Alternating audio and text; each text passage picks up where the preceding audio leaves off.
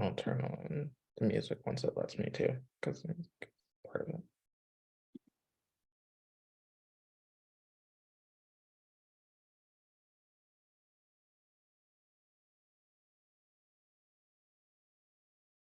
Alrighty, so here's the first question.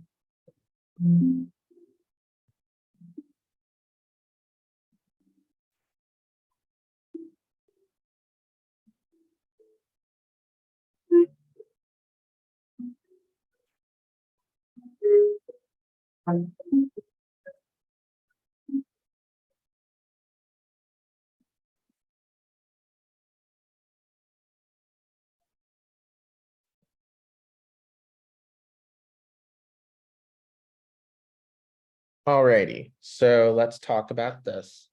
So in the passage, it's talking to you guys about ischemic stroke and what happens after that.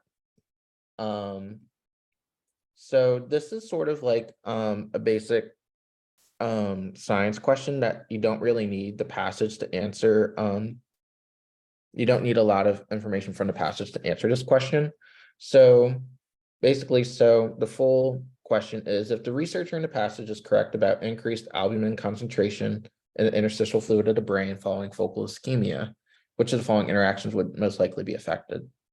So if it's asking you about the relations between interstitial fluid and the blood vessels. So the cells that maintain those are going to be astrocytes that lines your blood-brain barrier.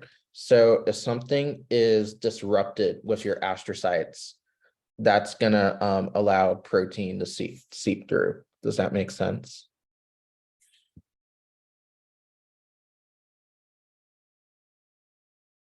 Yes. Okay, perfect. So we'll go on to the next question.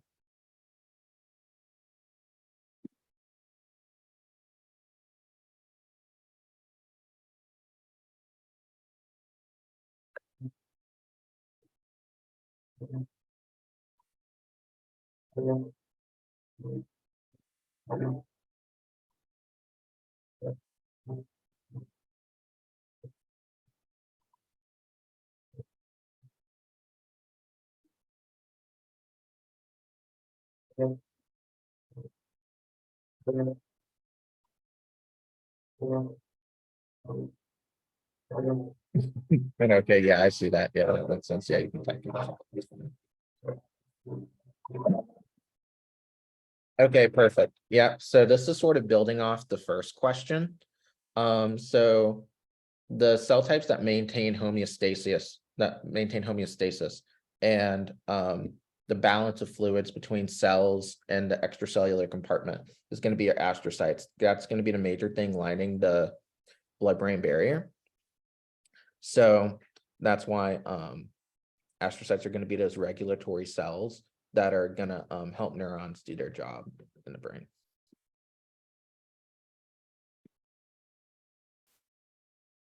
Excellent.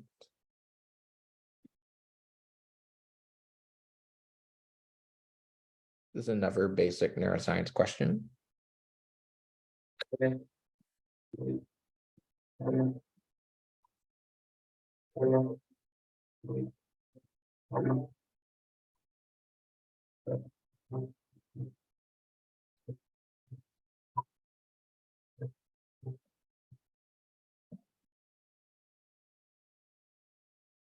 Alrighty. So, yeah, good. So microglia in the chat. Yeah. So this question is also getting about your basic cell types that comprise the nervous system. So let's go through what each of the ones do. So oligodendrocytes, why is that wrong? So oligodendrocytes are going to be responsible for myelinating neurons in the central nervous system. So they're not really responsible for phagocytosing debris. Astrocytes line the blood-brain barrier and the blood vessels, and they also help give neurons, they help regulate neurons and their functions, but they're also not responsible for sort of cleaning up all the gunk in the nervous system. Ependymal cells are useful for cerebral spinal fluid, so that's not really relevant here. So microglia you can really think of as the immune cells of the nervous system, especially in the brain. So they're going to be the ones that are phagocytosing dead cells, cleaning things up, and trying to clear up that debris.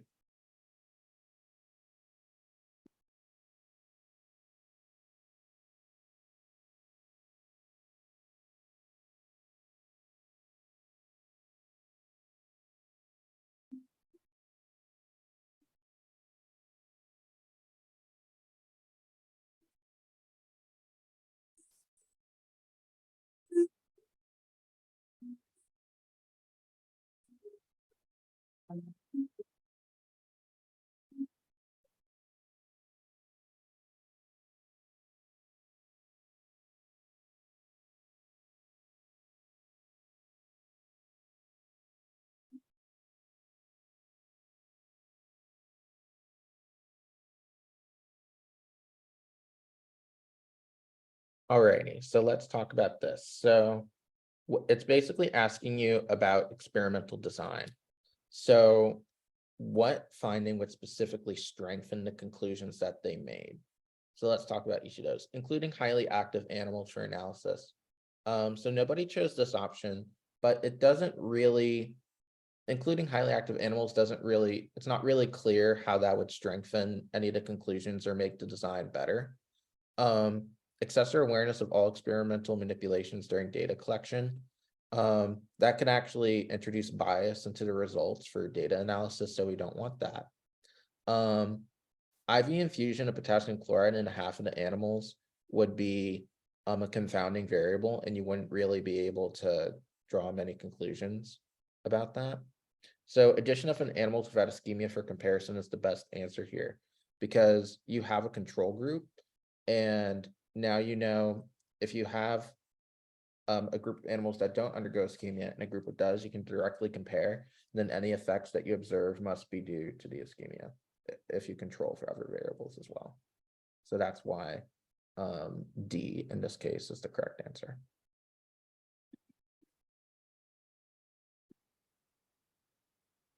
All right, last question for this passage.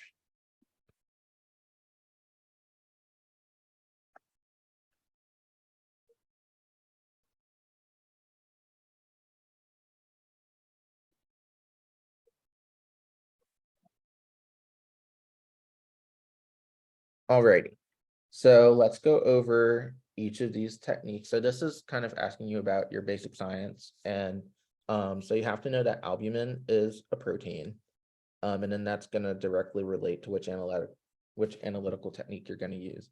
So Eastern blot isn't actually a thing, and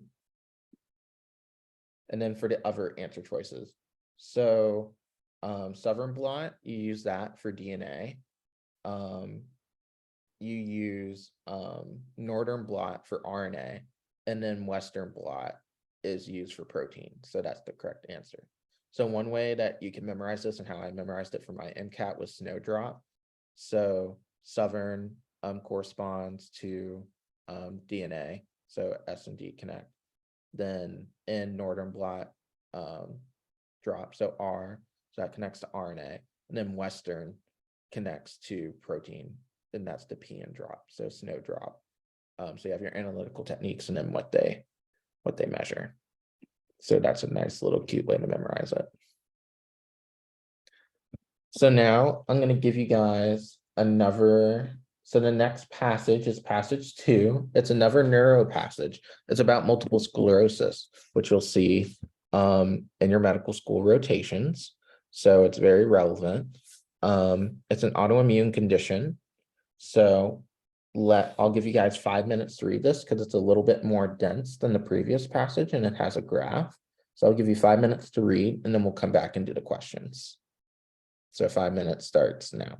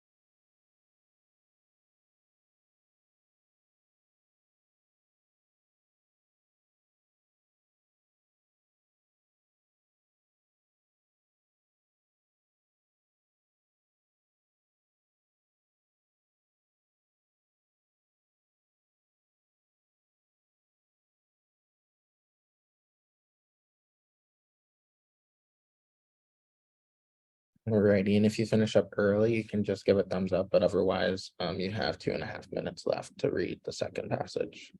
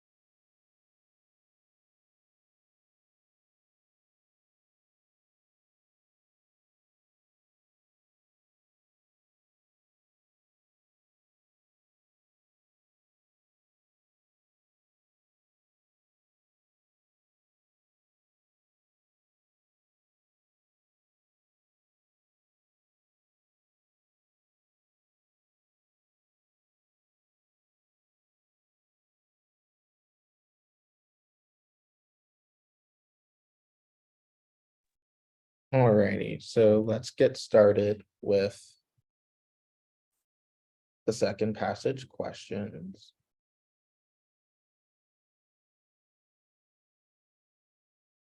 All right, so which line in figure 1 most likely corresponds to a test group of spinal cords isolated with rats with experimental autoimmune symptoms? Perfect, that was quick. Good. So option C is exactly right.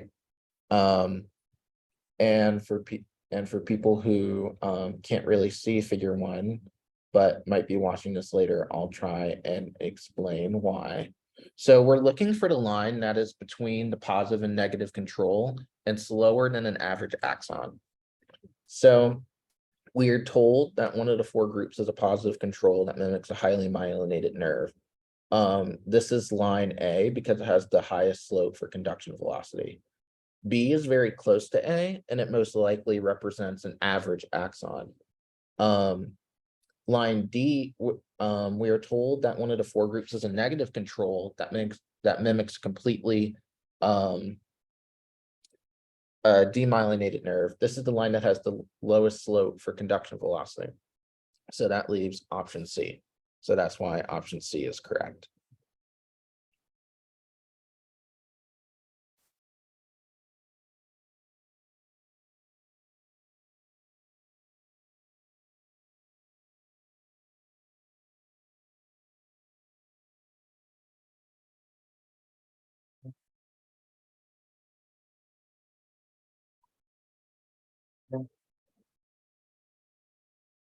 Good. So this is actually one of the more difficult questions. So what neural mediated process may be preserved or even heightened after damage to white matter at a brainstem? So no, it's totally okay. This is a hard question. So this is something that you'll learn a little bit more clearly in medical school, but the central nervous system comprises the brain and the spinal cord. Whenever you have damage to the central nervous system, you can see what are called upper motor neuron signs, in which case that can manifest as hyperreflexia, so heightened reflexes. So that's why that is the correct answer. So a little bit of a niche question for the MCAT, but technically fair game. How you could reason through the lower ones. So you wouldn't see, so if you have damage, you wouldn't expect to see better upper limb coordination, right? Oh wait, that's right. This would be damage to the. No, so this is white matter in the brainstem. So this is central nervous system. So if you have damage to your central nervous system, you wouldn't expect to have better coordination. If anything, you might have less. Damage to swallowing, that can be many, or heightened swallowing, you wouldn't ever really see, but impaired swallowing you might see in case of a stroke, or you might see it in cases of muscle weakness. In lower limb coordination, you can see with nervous system damage, but in that case, it would be the peripheral nervous system, most likely, in which you'd see hyporeflexia, which would be peripheral nervous system damage, or nerves out in the periphery. Does that make sense? Okay, cool. That was a tough question, so no worries. You'll see that again in medical school.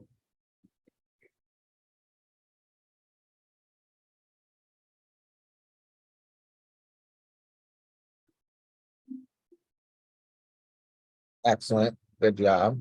Yeah, so the reason why this is correct is because so if it's damaging axons, it'll also damage the cells that are producing the fatty sheath of axons, which are your oligodendrocytes. So excellent, that's absolutely right.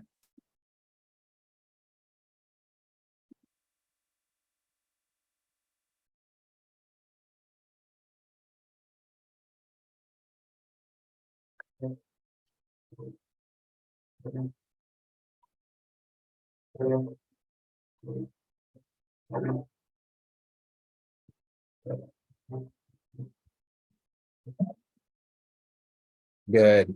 So your white matter is going to be your axonal tracts, and then gray matter are going to be your neuronal cell body. So that's the major distinction between gray and white matter. Gray matter, you're going to have your nuclei and your cell bodies. Then your white matter, you're going to have your axonal tracts, which is where the action potential is carried down from.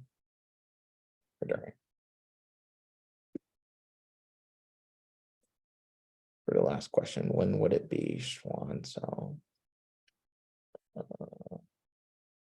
Let's see. So Schwann cells are those are the cells that are responsible for myelinating your peripheral nerves. So if you had damage to the peripheral nervous system, you might see involvement of the Schwann cells. But that's so you got to remember the fundamental distinction. So central nervous system, myelination, always associate that with oligodendrocytes. Myelination in the peripheral nervous system is going to be Schwann cells. I hope that helps. Yeah. So now we're going to switch it up. So the first two passages were about neuroscience. So now this passage is going to be about the heart. So we're going to talk about myocardial infarction. This is going to be something that you're going to see over and over and over and over again in medical school. So very relevant. And it's MCAT testable material, leaning more on the basic sciences. So I will give you, if you read on the Google Doc, I'll give you 4 minutes to read this passage, a little shorter, but there's a graph. So I'll give you 4 minutes to read that passage, and then we'll continue. And your time starts now.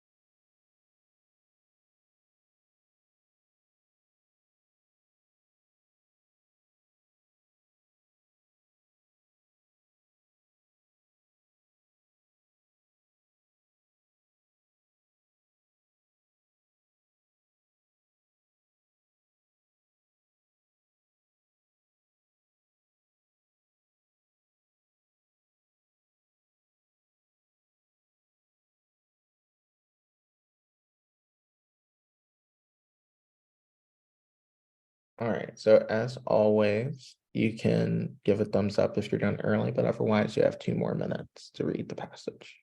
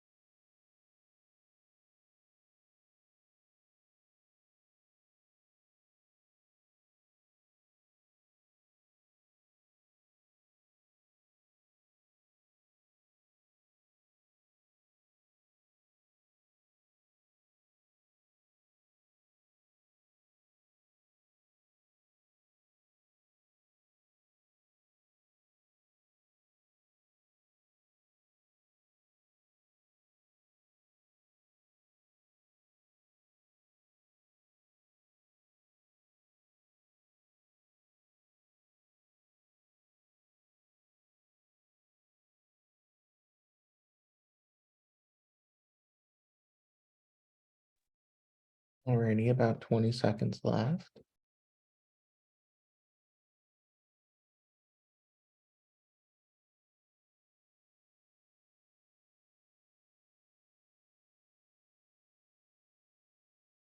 Alrighty, so let's go on and get started.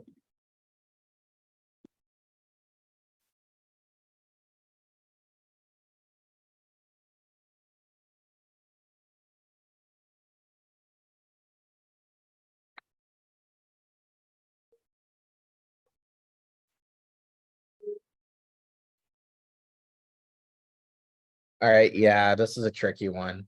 So the reason why this is correct, so tropomyosin, it's a regulatory protein that's involved in muscle contraction, including cardiac muscle contraction. It binds to actin filaments in the muscle cells, and it plays a crucial role in regulating the interaction between actin and myosin, which is essential for muscle contraction to occur. So it's directly interacting with actin and not myosin. Yeah, it's tricky.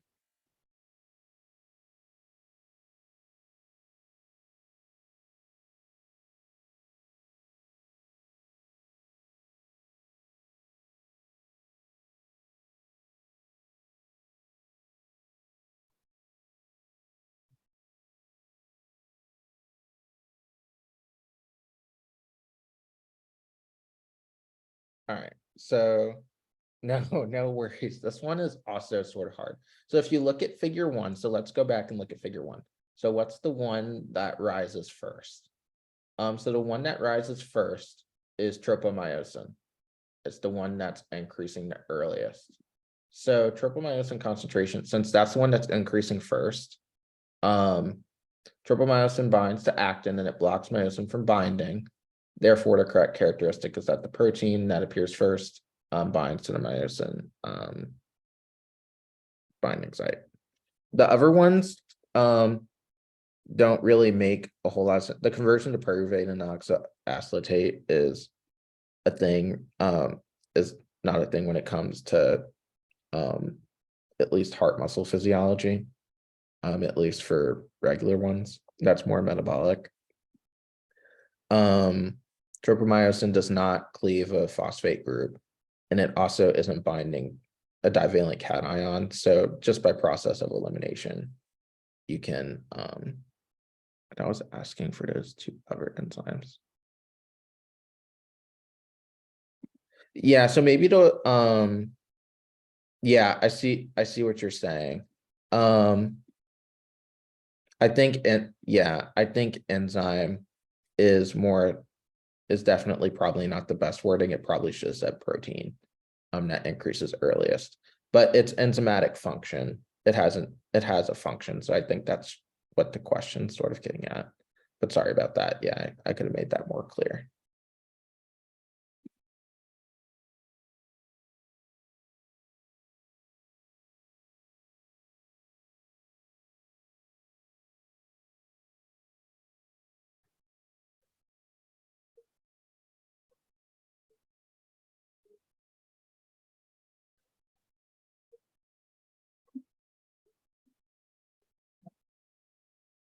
Good. Yeah.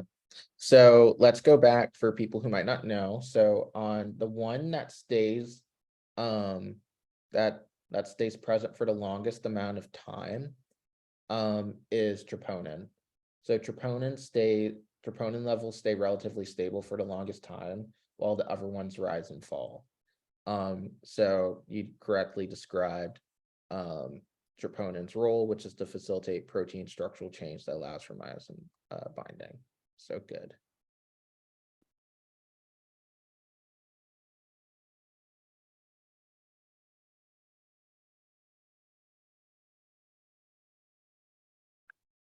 So not discussing the passage, but a little bit of critical thinking about this one.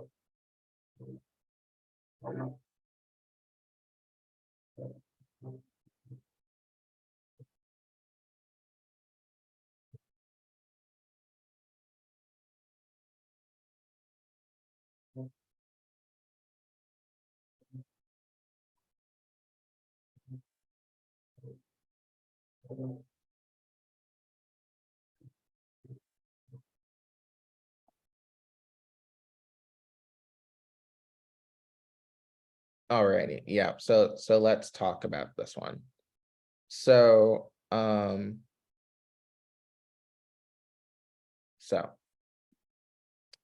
lactate dehydrogenase. So lactate dehydrogenase, it does accumulate. So on the line, it does go above that Markov threshold for detection.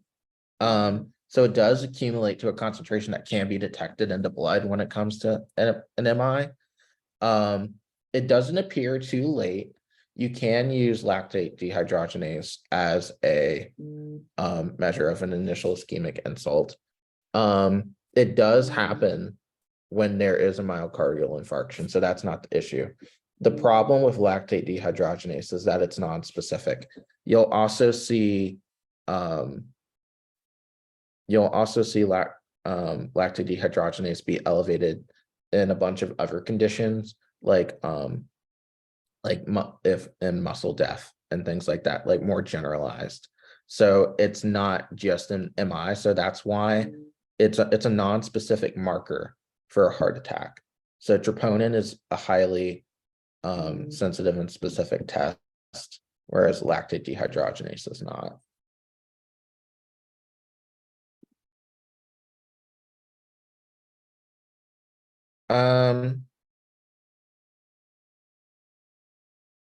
Well, yeah, so blue is also sort of true, but and the wording on this is a little not the greatest.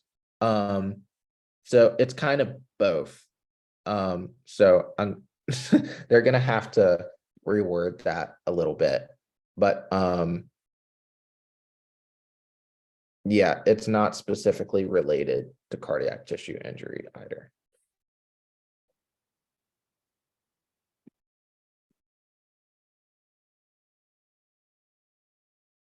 All right. Is that all the question? I think, oh, there's one. Oh, there's maybe one more.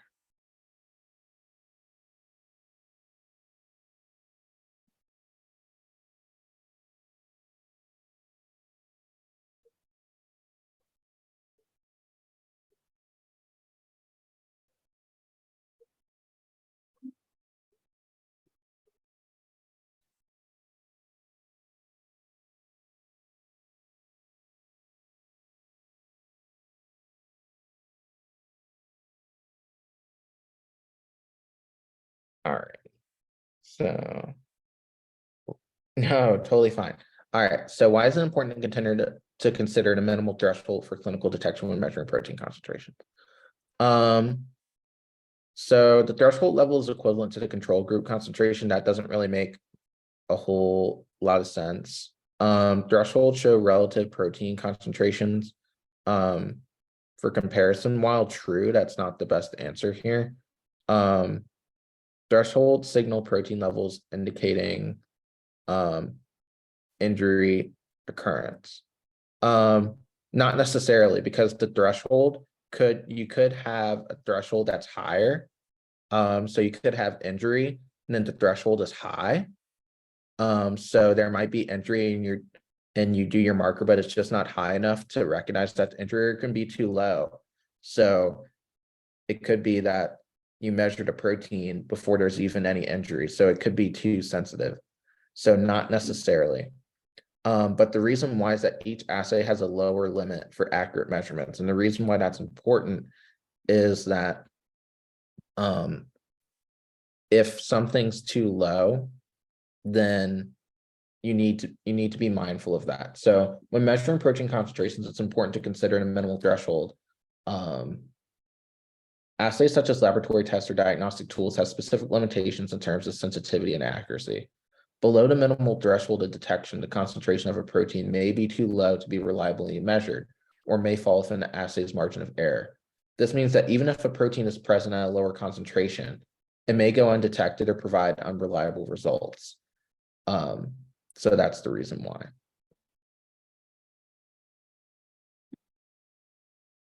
Alrighty. All right, this is a really short passage.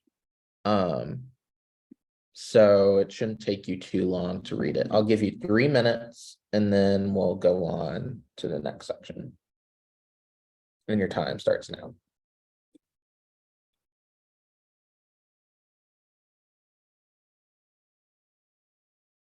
And no, also I do have to go. No, you don't have to leave. Or if you do, that's totally fine. Yeah, if you have to leave, that's okay. Sorry, I didn't read that right the first time.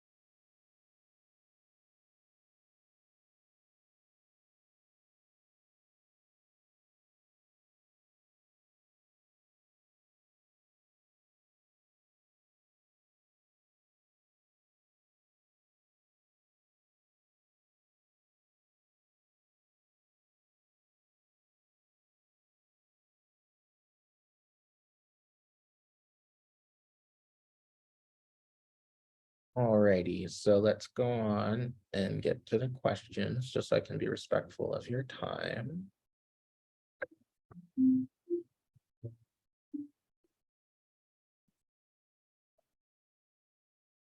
Excellent. Yeah. So it's just the partial pressure of gas X inspired air, which is 18 millimeters of mercury, over atmospheric pressure, which is a number that you should have memorized at 760. The rest of the numbers just don't make a whole lot of sense and are totally random.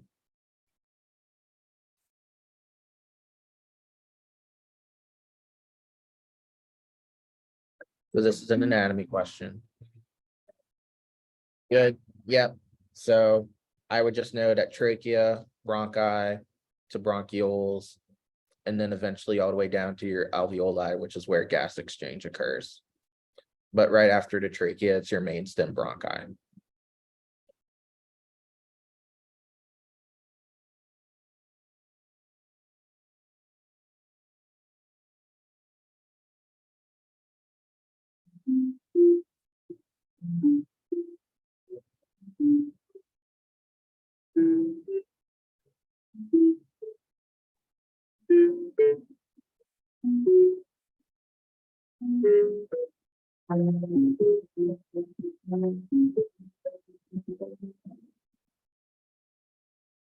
All right, so a little bit of a trickier question. So the presence of residual volume in our lungs affects the composition of the air that we breathe in. Residual volume refers to the amount of air that remains in the lungs after maximal exhalation. This residual air contains a higher concentration of carbon dioxide and a lower concentration of oxygen compared to the fresh air that we inhale. When we inhale, the oxygen-rich air from the environment gets mixed with the deoxygenated residual air in the lungs, diluting the concentration of oxygen of the incoming air. So as a result, the oxygenated air that we breathe in is less concentrated than the oxygen in the fresh air that's outside of our bodies. So carbon dioxide, residual volume isn't going to affect how carbon dioxide diffuses across membranes. Neither will affect oxygen, and then nitrogen's not going to leave any more quickly. And no, you're not done. It's just hard.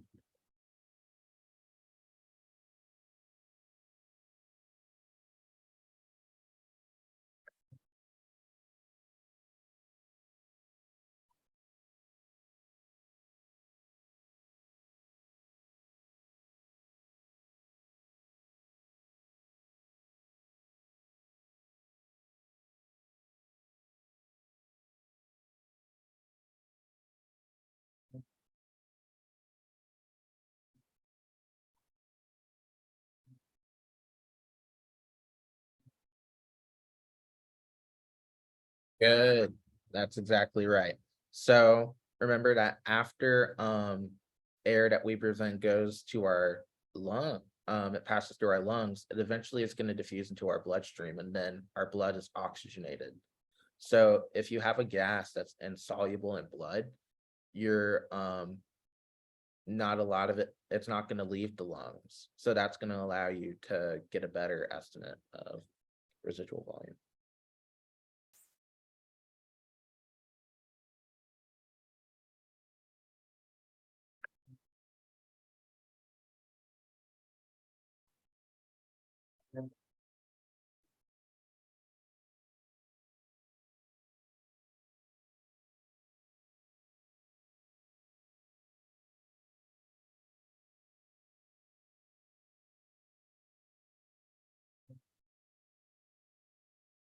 It's okay. Just take your best guess. It does require some math, and I'll put it in the chat so you can see how it works out.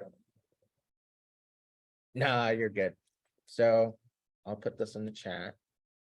So this is the official explanation for why, how you calculate it.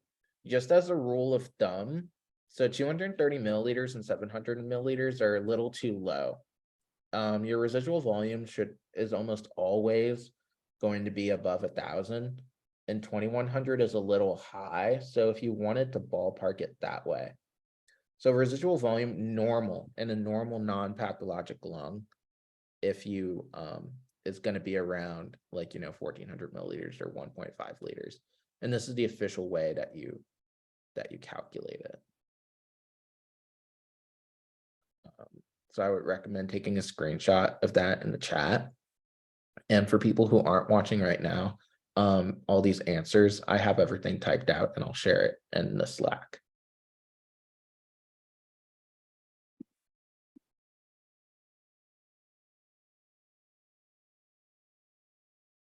Yeah, so now these are some discrete questions. So these are really, there's only 10 and they're super quick. If you have to leave, that's totally okay. But these should go by pretty quick because it should take less than a minute to answer each one. And you get double points. So yay, for whatever that's worth. Okay.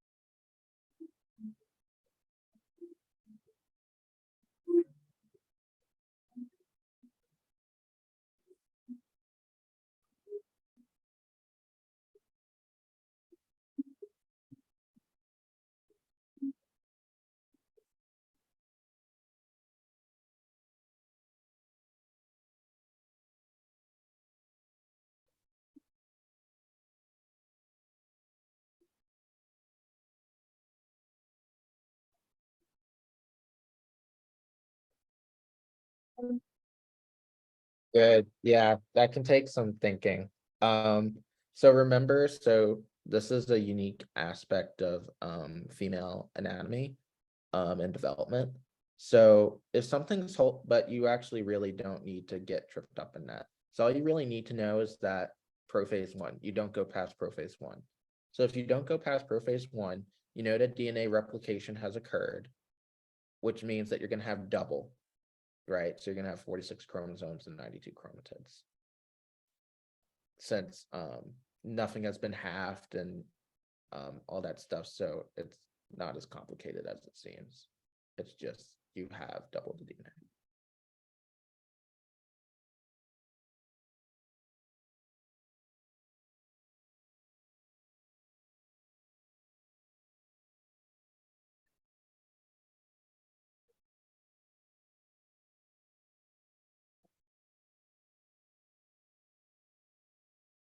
All right, yeah. So this is a good one to talk about. So okay, so let's talk about this one. So gluconeogenesis is the process of synthesizing glucose from non-carbohydrate sources such as amino acids and glycerol. So why is high blood sugar wrong? So when blood sugar levels are high, it indicates that there's an ample supply of glucose available. So you're going to you are going to want to break that down via glycolysis. So in starvation, you have the opposite scenario where you don't have enough, so your body's trying to get more glucose so it can carry out its metabolic functions. So I hope that makes sense.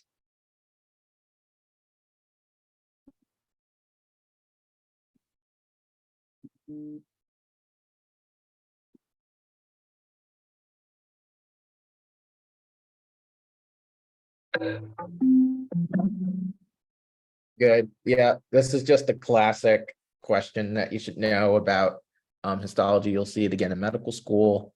So skeletal muscle is multinucleated and it's striated. Smooth muscle is notoriously not striated. Cardiac muscle is uninucleate. It does have striations, but it only has one nucleus. Then adipose tissue doesn't, is just a distractor answer choice.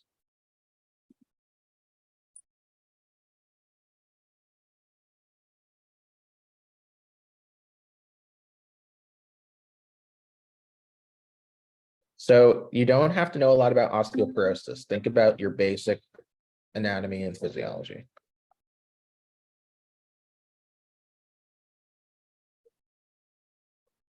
And what would make sense. So there are some answer choices that you can just rule out.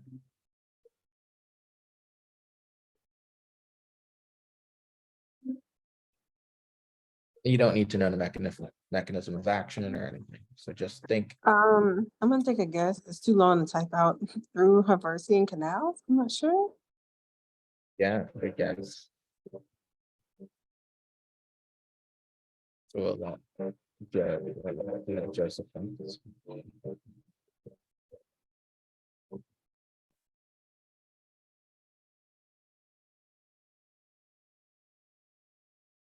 Good. Yeah, so Haversian canals are exactly right. So remember that Haversian canals are the central canals and microscopic channels that are found in compact bone tissue. These canals contain blood vessels, nerves, and connective tissue, and they actually run parallel to the long axis of the bone. They're responsible for transporting nutrients, oxygen, and other substances into the osteocytes, which are bone cells. So that's what would allow medications to get through. So just to talk about the other answer choices, diffusion through the surface of the bone just isn't going to happen. The lymphatic system doesn't have direct connection to the bone, and the bone marrow is also too deep. So the Haversian canals make sense.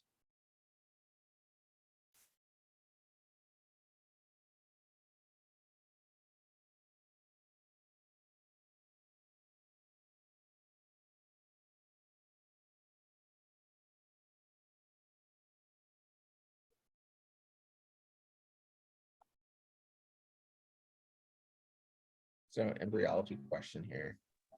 Oh, I'm gonna go. It's gonna be blastulation, I think.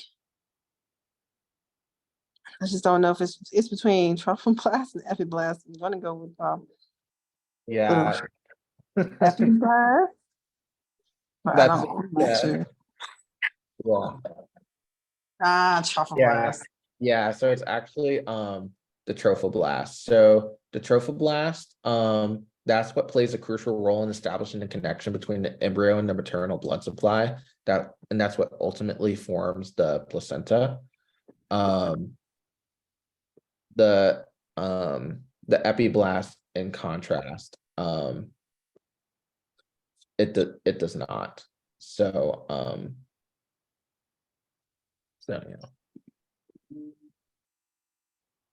you're on a streak, man. You have 3 in a row.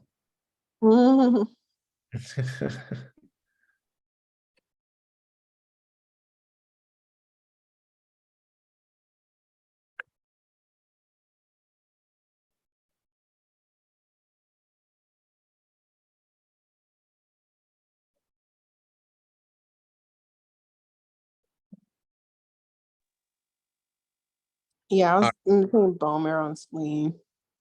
Yeah, bone marrow and spleen, good. So your myelogenous leukemia. So leukemia is like your blood cancer. Most of your blood cells are produced in your bone marrow. So your spleen cleans up your blood cells, and it actually what filters your red blood cells, but they're actually produced in your bone marrow. So most of your abnormal production of those cancer cells are going to be in your bone marrow.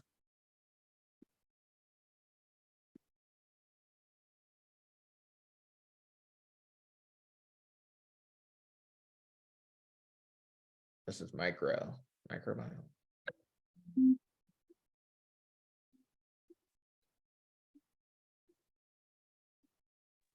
Oh, they're gonna be the rods. So they're gonna be pink rods, right? They're gram positive. Right. So they're gram positive. And admittedly, there's not a lot of micro. Dog gets purple spheres. Yeah, so this is something that you'll see a lot more in medical school. You'll have an entire course on microbiology, which is so much fun. Not really. Yeah, micro. So MRSA is a gram positive. So gram positive is going to stain purple because of their thick cell walls. So that's why it's purple. And then it's also what they're also cocci. So cocci are spheres. Pink rods would be more of like gram negative organisms. Clear rods, there are some bacteria that don't fit neatly into the mold, like spirochetes, but they're not really rods. And then purple spirals are another class of gram positive bugs.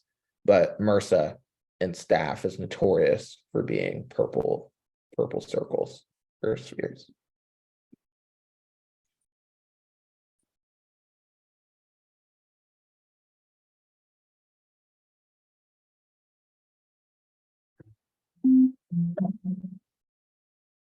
Good. Yeah. This is just a memorization question. So Dopamine, epinephrine, and norepinephrine all share the same metabolic pathway, which is part of why they're all classified as catecholamines. So this is a little bit of psych and neuro, and all of them are related to various psychiatric and neurologic disorders, except for histamine. Histamine is mainly involved in allergic responses.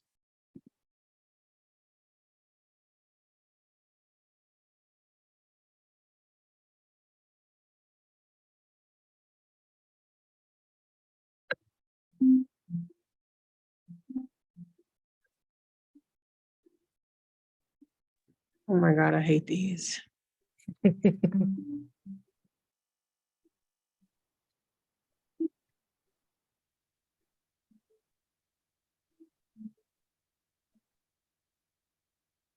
Good.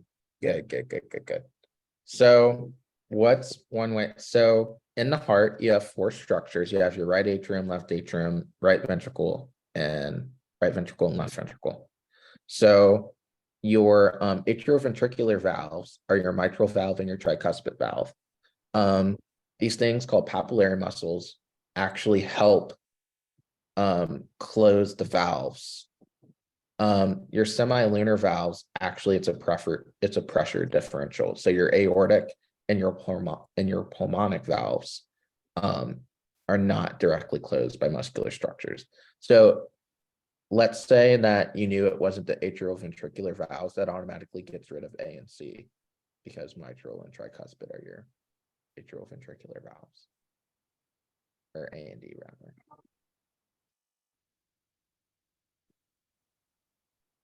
Last question.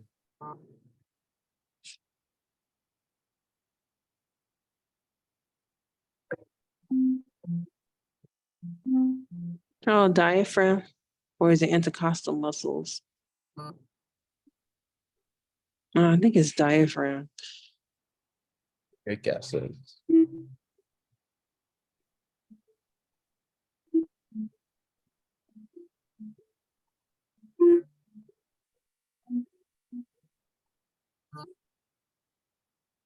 No. Elastic force. So, yeah, so your diaphragm is actually involved in inspiration. It's your main inspiratory muscle. Normal expiration is passive. You can have forceful expiration in which you use your abdominal muscles. But exhalation is normally just an elastic recoil, and you don't actually use any muscle involvement. It's just simply the relaxation from inhalation.